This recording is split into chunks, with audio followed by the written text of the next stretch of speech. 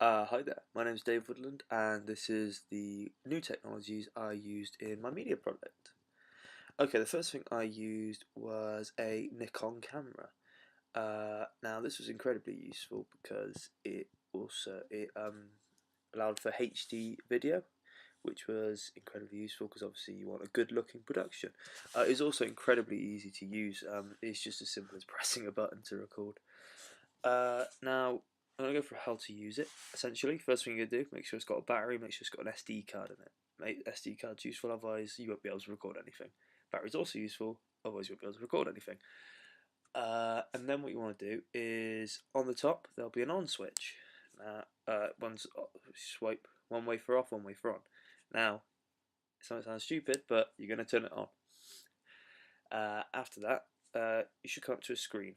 The screen will be like, it'll be blue and it'll say some words on it. Still don't know what it means. Anyway, don't worry about that because you'll be able to look through the viewfinder.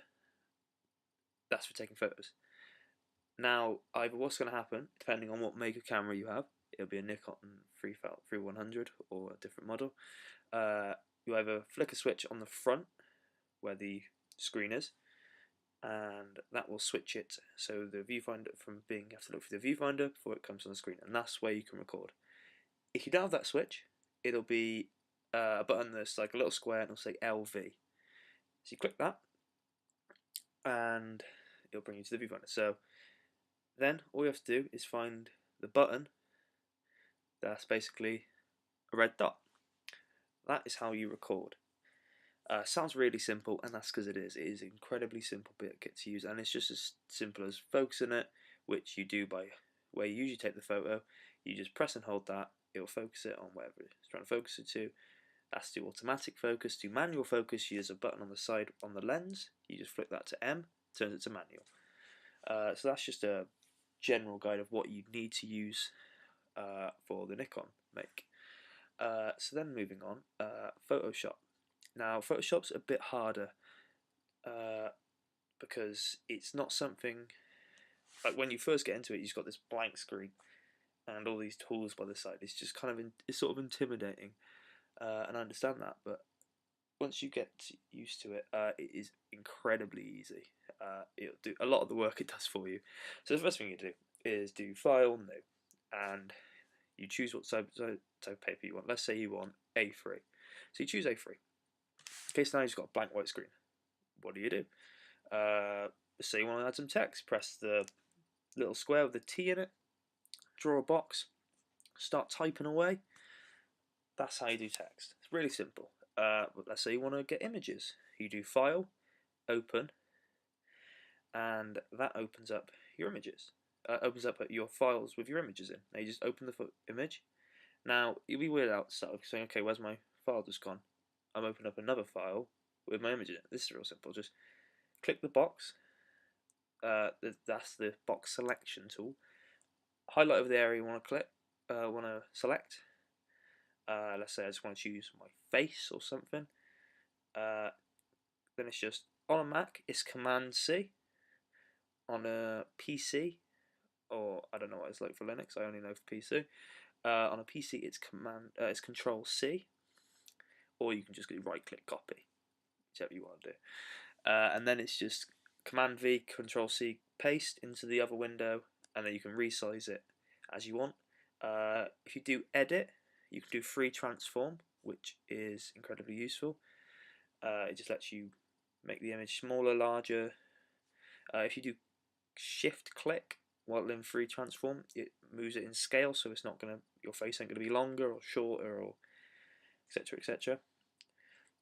So probably the main thing you want, because I assume you're doing a magazine article or a poster or a digipack or something like that, is going to be you want to remove the background. Now this is it's hard if you don't know what you're doing. Incredibly simple once you do. All you do is get the free selection tool. It's like a squiggly line with like a wand sort of icon. It's hard to explain.